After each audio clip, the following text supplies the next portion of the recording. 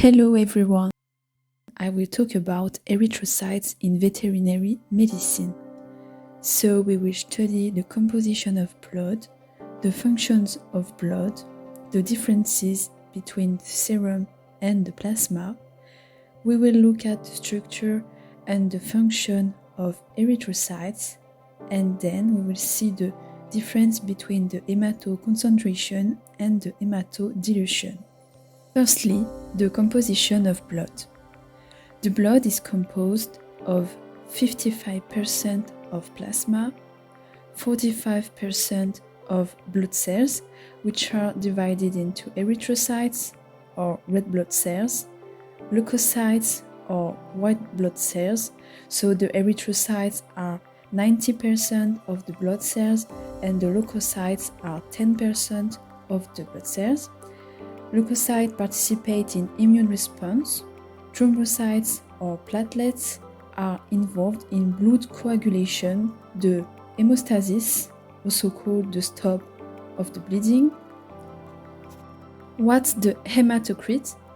The hematocrit is the ratio of the volume of erythrocytes to 1 liter of blood. So this is a term that we use to describe a calculated value, and the packed cell volume is another term which is a directly measured value obtained from blood centrifuging. Then, what are the functions of blood? The blood has several functions: the transport of the gases, so the dioxygen, the carbon dioxide, the nutrients or hormones, then the thermoregulation for the vasoconstriction or the vasodilatation, and it has a role of protection because it is involved in the immune response. So the blood is a good indicator of the health state of the animal. We can carry blood analysis, so we have to distinguish plasma and serum. Plasma is collected in tubes in which there are clotting factors like albumin, immunoglobulins, and fibrinogen. Plasma is the liquid that remains when clotting is prevented with the addition of anticoagulant. Plasma contains clotting factors because they have not been used to clot the blood. About the serum is collected in blood where coagulation is not possible because it lacks all the clotting factors. So serum is the liquid that remains after coagulation, and that's to say that all clotting factors has been used up, so the plasma is remaining. You also have to know that the pH of the blood is different depending on the place where it is, because arterial blood pH is of 7.4, whereas venous blood pH is 7.36. Why do we have this difference? Because in veins the concentration of carbon dioxide is higher, and this is a deoxygenated blood, so we have more H+ concentration. That's why this pH is really higher than the arterial blood pH. We will look at the structure of the erythrocytes. Erythrocytes are highly deformable. They have a diameter of approximately 7 micrometers.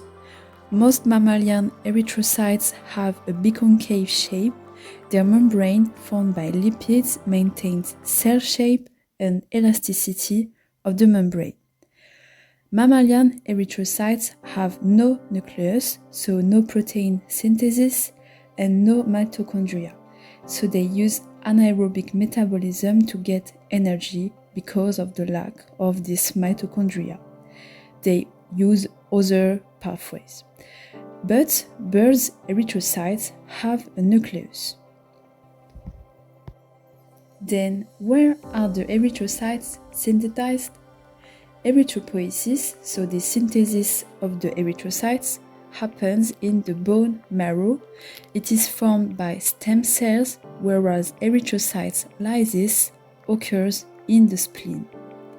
young red blood cells have a higher osmotic resistance than the older ones.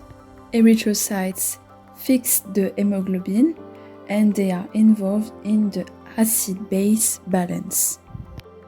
What is the difference between the hematoconcentration and the hematodilution? Hematoconcentration means that the hematocrit rises and the blood condensates.